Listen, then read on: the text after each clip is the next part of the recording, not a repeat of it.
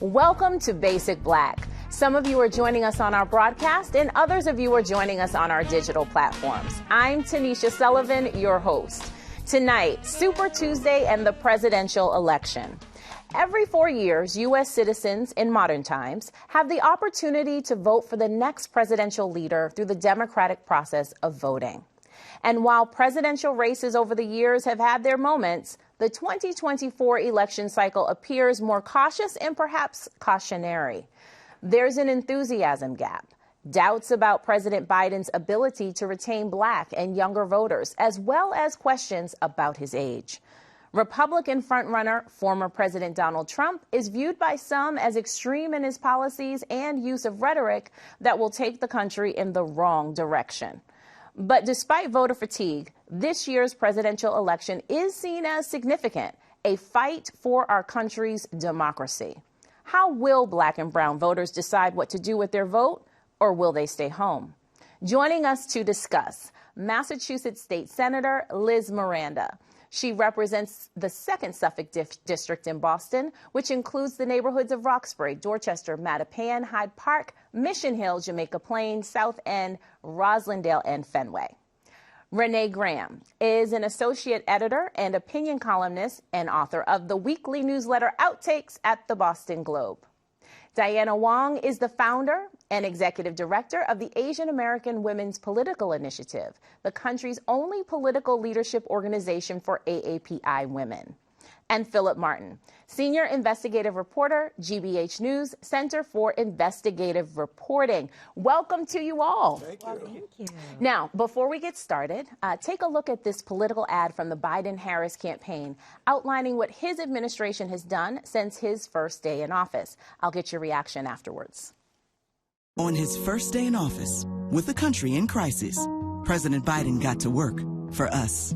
Cutting Black child poverty in half, more money for Black entrepreneurs, millions of new, good-paying jobs.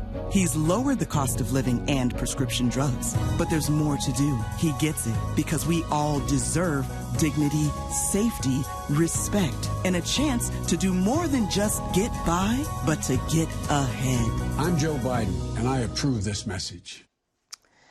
Renee, what is the Biden-Harris administration attempting to do with this ad, and is it enough?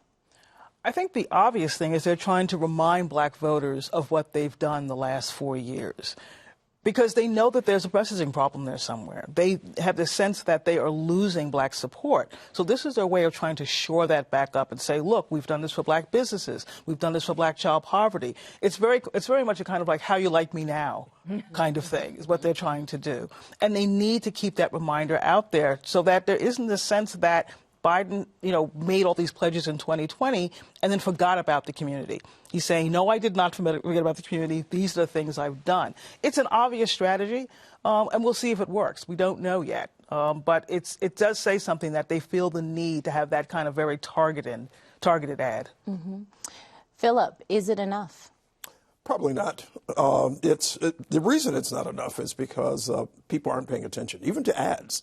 I think we'll have to see what happens in terms of the general election. But I think the closer we get to November, and sadly, the more money they spend, because this is going to be about money, the Biden campaign will likely have to spend over $1 billion in order to reach Black populations, Latino populations, the general population. And also not enough, of course, is the reminder that Biden is an older man who seems to be in front of a microphone, not particularly efficient. But what has to be enough is juxtaposing him with Donald Trump, who is a dangerous demagogue. And I think that, but that message has not reached all Black and brown and Asian people. This is something that they're going to have to work on, and it's going to take more than money. It's going to take door-to-door type of old-fashioned shoestring campaigning on the part of the Biden campaign in order for it to be enough. Mm-hmm. I think the good news is that we're sounding the alarm right now, but we're all tired. That's the clear message we're getting from people of color voters. But we can't just be reminded of the past. It's not enough, right? What is your vision for the next 4 years? Like, people are tired of being in constant crisis, and we need something positive. We need something to aspire to. We need something to vote for versus voting against, because it just feels like 2020 all over again, and we all have trauma from that. So let's stay there. I mean, when we look at, this is the Democratic Party, when we look at the Republican Party, they're seeing it seemingly a bit of enthusiasm. It also, the polls seem to suggest that that the messaging coming out of the Republican Party, particularly from the frontrunner, former President Donald Trump, seems to be resonating. So why is that? Why is there seemingly a disconnect among black voters and other voters of color when it comes to the Democratic Party vis-a-vis the Republican Party? I mean, please, but I don't think that voters of color are stupid. Trump is not for them, okay? He's racist.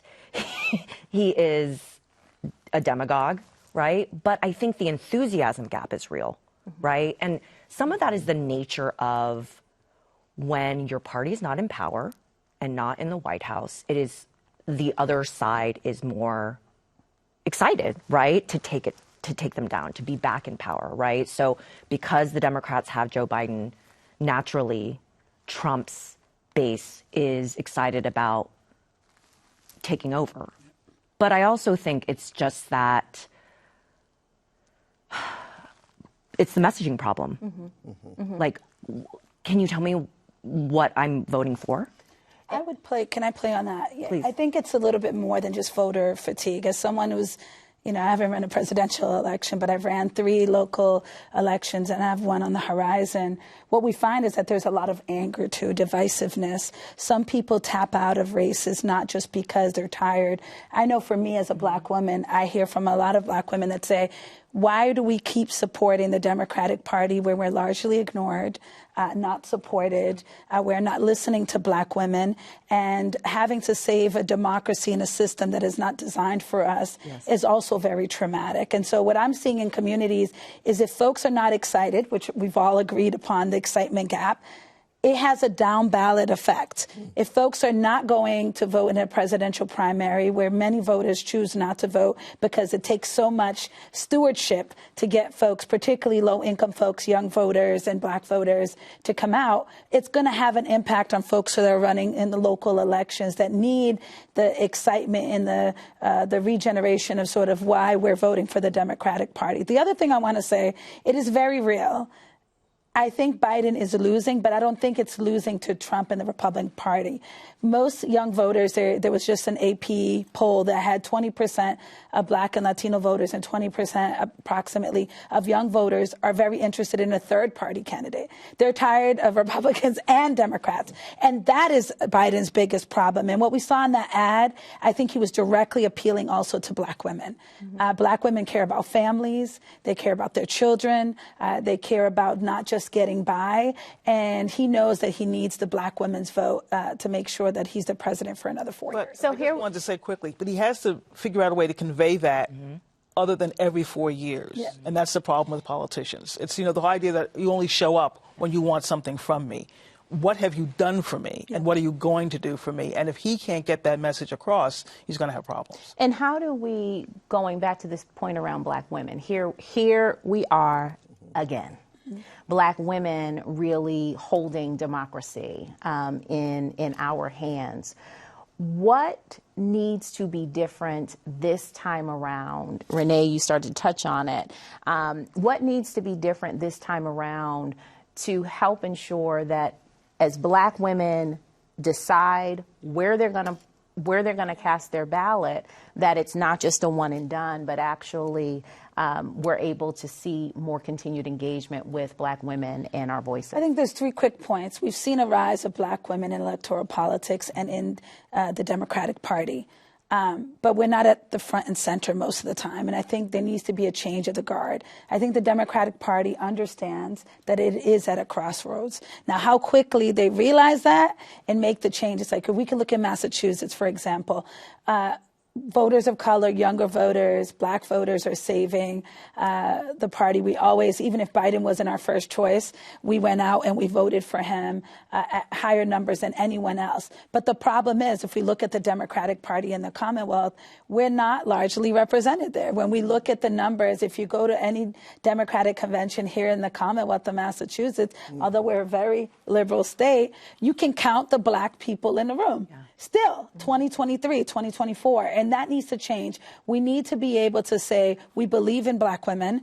We believe in the power of this being a powerful voting bloc. We show up and show out for you and allow you to lead. And I think that that's the place that it's missing, is that the campaign strategies are outdated and antiquated. And for example, my race, if you want to get young voters out, you have to be texting. You have to be using new media platforms, and we're still sending out emails. And I want to actually pick up on this enthusiasm gap, okay? We're talking about black women, also women of color, generally speaking. Kamala Harris, can we talk about the fact that we have a vice president who is biracial, she's black and AAPI? Where's her voice in there? Are we not acknowledging that she's there? She's there. She's we've seen her on college campuses, so on and so forth. I think Howard University, she's visited a number of... But how visiting college campuses? I mean, we have two wars going on that are top of mind in the U.S., and I think many more around the world. I hate to say it. I think part of the problem is, for whatever reasons, Kamala Harris is not resonating for a lot of black voters. And we can analyze why, and it's not clear. You have people who are defending her position on the election snub. Yesterday in the Washington Post, an op-ed piece talking about how powerful she could be as a weapon if she was actually allowed to do what Kamala Harris should be allowed to do. I'm not sure if that's necessarily the case, because you have another problem in terms of the enthusiasm gap, and that's with young people. The Gaza-Israel war is a major factor. Yes. And the whole notion of progressive politics in an age of regression and reaction is also another issue. You have a major backlash against DEI.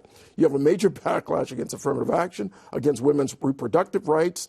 These things will likely get a number of young people to the ballots, but not necessarily all of them, because, again, the one single issue that could suppress voters or votes is Gaza-Israel issue. A lot of people find that when you have almost 30,000 people killed in Gaza and counting, and among them, a third of them children, and they feel that the Biden administration is not doing enough to stop this humanitarian disaster, a lot of them, in appealing to the Biden administration, find that their voices aren't being listened to. So you see a situation in Michigan, for example, where Biden won by about 100,000 votes in 2020. You have about 100,000 Arab votes that are now uncommitted. Uncommitted because of a campaign being led by Rashid Tlaib, in which she asked, along with people like Andy Levin, a former congressman who is Jewish, who've asked people to vote in the primary on the 27th as uncommitted, as opposed to voting for Biden in the primary. Now we have to see how that will transfer to the general election. So we have, as you noted, the war in Israel between the Israeli government and Hamas. We have the war in Ukraine. We have the Alabama Supreme Court this week following up on the Dobbs decision, finding that embryos used in IVF are considered children in Alabama. So reproductive justice is also on the ballot. And we have Kamala Harris and we have Nikki Haley also running for the presidential nomination. When we think about the engagement of women voters, of voters who vote on family values, Renee, what do these issues around reproductive say? Well, I want to make a point about Kamala Harris. In 2022, the Supreme Court makes its decision around to essentially get rid of Roe v. Wade. And there was this sense, that happened in June. There was a sense that by November, people had moved on. I heard political pundits, respected political pundits, say people have moved on. What Kamala Harris understood, and I guess what the White House also stood because they dispatched her, was that people had not moved on, that people do not want their rights taken away. This was supposed to be settled law that suddenly by the Supreme Court got unsettled. And I do think that's why Democrats did better in the midterms in 2022 than anyone did. They did lose the House, but not nearly by as much as people thought they would, and they got the Senate. That is going to continue to be the issue in 2024. And if people thought it was fading, the Alabama decision around IVF has changed all that. It's put it right back on the front burner. And so I think that is an issue that the Democrats have to constantly hammer in because it affects so many people. When you're talking about rights, you're talking about family planning, you're talking about financial issues, it's a racial justice issue. All of these things are topics that the Biden administration needs to be doubling down on. And the best person to do that, because she's already proven it, is Kamala Harris. And so how is this translating on the ground, Diana? You are actively engaged with many grassroots voting rights organizations around the country. What are folks saying on the ground? I mean, these are the boots that will help to mobilize voters. How is this translating? Well, two things. It was funny. You mentioned Nikki Haley, and I saw Renee just sigh. You know? But I know we'll go back to that. But it's a whole topic. I will say, to Renee's point, abortion and down ballot women of color and people of color candidates will save us this year. Ruben Gallego in Arizona in these critical swing states, Keir in Pennsylvania who's running for AG, and the squad is all up for re-election. So, and in many of these swing states, these candidates are polling better than Biden. So I think the abortion issue is going to stay ever present, especially with Alabama, right? And that is the thing. I think it's good that we're talking about this and sounding the alarm right now, but there is a long time between now and November, right? And things can change on a dime, right? And as long there's the organizers, the brilliant thing that organizers have done is put abortion on the ballot as ballot initiatives in these critical states. And these exciting, the next generation of our party, they're on the ballot as well. So that's what's going to save them. I do want to just call out, many of these organizations are nonpartisan, yes, right? And when we're talking about the grassroots mobilizing that's happening. And so how are you seeing those organizations, Fair Vote, for example, on the ground, helping to educate voters on the issues that are, as you noted, on the ballot? Well, I mean, we talk about the difference between candidates and these grassroots organizations. They're year-round. They don't stop their work. They keep talking. They build trust. There's a sense that what I'm seeing on the ground, particularly with organizations that work with communities of color, is they have to both put out fires and ask people to turn out for candidates that are not inspiring. And what I'm really alarmed by, which is, again, why, for the fifth time, I'm glad we're sounding the alarm, is as the apathy is just clear and growing, grassroots organizations are hurting in terms of money. Like, money is being withheld. There's a retraction of funding to the point where these stalwart grassroots organizations, some partisan and some not, right, but all about ensuring that people on the ground have a voice. Fair Fight, Sierra Club, you know, some of the organizations that are critical, who I would argue are the reasons, are the ones that deliver the vote, are having to scramble and retract and lay off people. Fair Fight had to lay off 3/4 of its staff, 3/4, right, while also entering a year where honestly the stakes are.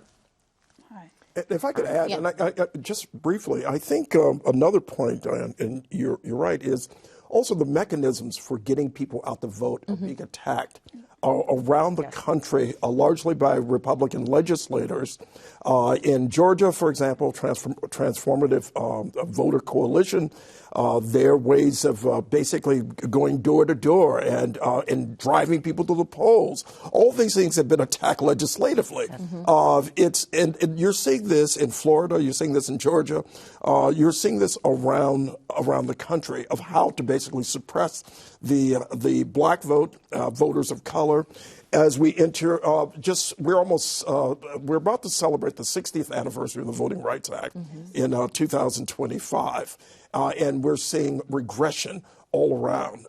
In some of it, interestingly, in John Lewis's state, in his district, we see major attacks on voter rights. And so that's also a factor, the assaults on the mechanisms for voting. And so I think that also calls, us to highlight the importance truly of these down ballot races. When we're talking about, and I'm coming to you, Senator Miranda, when we're talking about state legislators, many of these attacks, structural attacks, are happening now at the state level. We're also seeing many of these attacks happening in municipalities with school boards. And so when we think about helping to educate voters, helping voters really understand the impact of their votes, can you share a little bit about how these down ballot races can actually help in this fight for our democracy? So we had in 2018 a very inspiring race. I was running, then running for DA was Rachel Rollins, running for Congresswoman was Ayanna Pressley. My sister in service, Nika Lugardo, was running in Jamaica Plain, and we won as 4 black women. And that was the first time. And that was the last time. And it took till 2018 for that to happen, even in the Commonwealth of Massachusetts. We look at the state legislature here. I'm one of 4 black women. We make up only 2%. Across the country, black women make up about 6%. There's about 370 plus women who identify as black in state legislatures and positions across the country. We are asked to do so much with so little. And oftentimes, I can give an example. In 2018, when I was super excited with the coordinated campaign, they came to my neighborhood. The Democratic Party wanted to invest in making sure people knew about the U.S. Senator race, also the Senate race, the U.S. Senator race and the Congress race.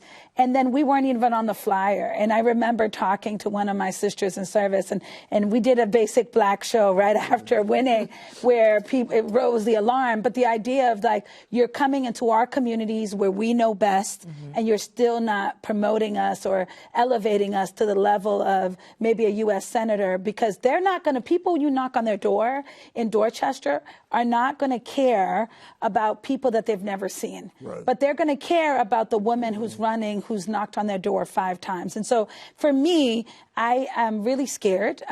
Super Tuesday's around the corner. And largely, not only are not people paying attention, but for those that are paying attention, they're not excited. And for those that are not even excited, they're a little bit upset at the ways we come back to the communities, to both of your points, each year where there's an election, and then we don't do the stewardship we need to do in the education throughout the year. So I want to come to you, Renee, to talk about the and so what on the policy, right? When we're talking about, yes, we've got a presidential election on the horizon. It is critically important that folks get out to vote. But when it comes to what impacts people's lives day to day, mostly it's on the ground policy. It's at the municipal level. It's at the state level. We talked about the Supreme Court decisions in Alabama, also U.S. Supreme Court. What does an election, how can we help people to understand what an election means, even down ballot, for the policy implications of an election? Well, I think a lot of that has to do with local newspapers and local media and what they're covering, and if they even exist. It's been proven time and time again in places that are news deserts that do not have a lot of local news, fewer people vote because they don't know what's going on. And so it's really hard sometimes to get across to people that it's not just a presidential election. We know millions are going to show up for that, but we know how terrible and dismal the numbers are for local elections. And those are things that are going to immediately impact you. That's going to be about your streets and your schools and this supermarket going in or whatever it's going to be. that has to be impressed upon people, but a lot of that falls on the media to get that message out, to not just cover what's happening nationally, what's happening in your local courts, what are the decisions that they're making. You know, that's the thing. There's sort of this macro and micro, but a lot of ways the macro is really what's happening in your community. And so I appreciate the senator talking so much about the importance of those down ballot races. I don't even like the term down ballot. Okay. It makes them sound lesser. Yes. I know that's the term, but that's the term. It makes it sound like it's lesser. That's right. You know, you can wait for hours trying to get in to vote on a presidential election, you know, especially before we had mail-in voting. You can get in and out. You know, you can get in, there's nobody there. But those are the races that are important. So I think there has to be a way, and I think, again, this does fall on the media, to really impress upon people, to get those issues out, to talk about the policies that are coming up, to talk about the referendums, to talk about all of those ballot questions that are really important, that are going to have the most immediate impact on people's lives. And that is a perfect place for us to remind folks that, yes, Super Tuesday is around the corner this coming Tuesday, March 5th. Across the country, we've got about 17 communities, 17 jurisdictions that will have primaries, caucus results, all the things. This is the season for folks to make sure that they are registered to vote, make sure that you understand who's on the ballot, and make sure that your voice is heard. That is the end of our broadcast and the end of our show. Thank you to all of our guests, and thank you for watching. Now, stay with us as we continue our conversation on our digital platforms, YouTube and Facebook.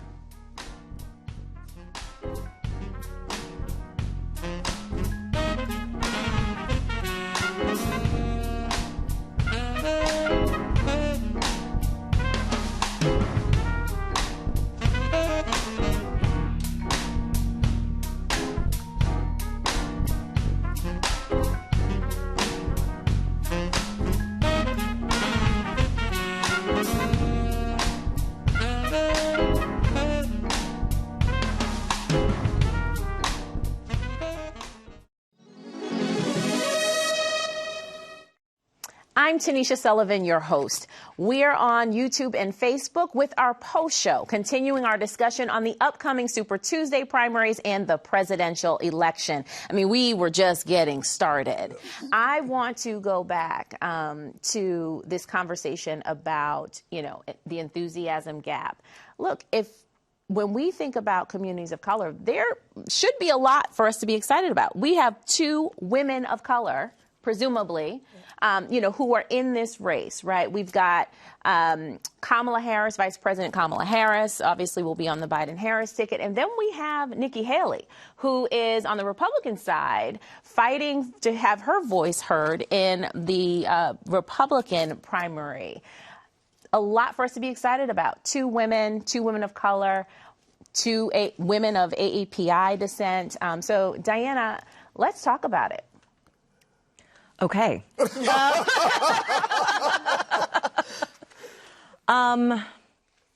Nikki Haley gives me feelings. Okay. Okay? Like, because on the one hand, as an Asian American woman, seeing her on that debate stage with what I would call bullies, right? All men, and hold her own. Yes. And really punch back, it's inspiring. Additionally, the attacks that Trump has leveled at her, the birtherism claims, that affects our entire community. There has always been this feeling in our community that we are never American enough. We're always from another country, which was designed that way, but also, was really, particularly in moments of national crisis, Asian Americans get scapegoated and blamed, as we saw during the pandemic, right? And Trump was critical, right, to fanning those flames and actually even blaming Asian Americans. So I think it's really, her candidacy is really important for a lot of reasons, but at the same time, Renee, here's my butt, okay? However, as we're discussing. However, on one hand, on the other hand, she didn't even name slavery. Okay, see, Renee, see, like, and then she actually said, racism has never been a problem in this country. And for me, solidarity is a really critical component to our work. And part of the Republican strategy is always to divide our communities, always. And that's a lot of the disinformation. Those are some of the tactics we've already seen in the midterms. And so what does that, a few things. I mean, one, what immediately stands out to me is representation isn't enough. Representation is never enough. That's one. And then the second is two truths we can hold to multiple truths, right? Two things can be true at the same time. There can be a sense of pride and acknowledgement of the moment of seeing a woman of color on that stage, and also be deeply concerned about their ideological perspective and perhaps the policies that they may advance. So, Renee. I mean, that's the thing. You know, representation is great, but if all you want is representation, then you're settling. What does that person represent? What are their values? What are their policies? You know, Nikki Haley, yes, is a woman of color, but she's a woman of color who constantly pretends that racism doesn't exist in America and has never existed, despite the fact in her own memoir, she talks about the racist incidents that her family endured living in rural South Carolina and how they were at a farmer's market and someone called the police because here were these two brown people that they did not recognize, and the police wanted to know what they were doing there. That's racism, Nikki. Hate to break it to you. Anecdote of convenience. Right. That is racism. And she's done this time and time again. You think back to when she was governor of South Carolina and you had the massacre at Mother Emanuel Church. She made this point that this was not about race. And that she was not going to take that Confederate flag because it was important for people's heritage. And now she claims that I took down the Confederate flag. No, Bree Newsom. Thank you. Took it down. Saturday morning, she took the flag down. And then Nikki Haley took it down. And then she said later on, after she was an ambassador and she left the Trump administration, well, the problem was that Dylann Roof hijacked the Confederate flag. And once he did that, I knew I had to take it down because the shootings weren't about race. He literally said that he wanted to start a race war. That is why he went to that church and massacred those black people. But here we have Nikki Haley and we have Donald Trump. Nikki Haley and Donald Trump. Philip, as members of the Republican Party go to the polls or they participate in caucuses, they've got Nikki Haley and they have Donald Trump. Nikki Haley, she is a fighter in the eyes of many. Nikki Haley, she has the political chops and she is beyond qualified for this role. Some would argue even more so than even the former president. So, Philip, Nikki Haley, Donald Trump. Nikki Haley is someone who articulates modern Republican positions, and modern Republican positions are MAGA positions. Let's face it, Donald Trump has effectively taken over the National Republican Party. We saw that recently with the RNC, which basically said, Laura Trump said that at this point, the idea of the RNC is to work on behalf of Donald Trump, raise money for Donald Trump. She said this explicitly. Now, as to your point about Nikki Haley is an articulate member of this movement. She said in recent days has positioned herself to essentially endorse Donald Trump if worse comes to worse. She's not at that point now. She's basically divorced herself from the MAGA wing. But I think when worse comes to worse, and I don't say better, I'd say worse comes to worse, I think she will endorse Donald Trump. She said that nothing's been worse than Joe Biden for this country, and that even though she's faced with this choice, she sees Biden as the worst of the problems, therefore positioning herself to vote for Donald Trump, I should say to endorse Donald Trump, and to position herself for the next election in 2028. I think that's what Nikki Haley is doing. Now, we also have to remember Nikki Haley went to a white segregated academy. And that is part of her inculcation. I don't know if people realize that. She went to a white segregated academy. And I think that when she points out these incidents that Renee mentioned, at the market and so on and so forth. I think these are these are anecdotes of convenience. It's to say that, yes, there are racial problems in the country, but the country is not racist. She does not recognize systemic racism. But what she's trying to do at this point is appeal to Democrats, appeal to independents, appeal to what's left of the Republican Party that's not MAGA, and there's not much of it that's not MAGA. Can I you talk about Kamala. I want to spend a couple moments on her. Yeah. The other AAPI woman. I don't believe that the Biden-Harris administration is utilizing her enough. I totally agree. When I think about when I was most inspired in electoral politics is 2008, voting for Barack Obama and the grassroots work that was done, and in 2012 done again. I really think the Biden-Harris administration needs to utilize Kamala's, talk about the Booker team, the Bernie fam, the Warren Knights, all those folks that were going for other Democratic candidates before doubling down on Biden, to say we need to re-educate folks on voting for Biden.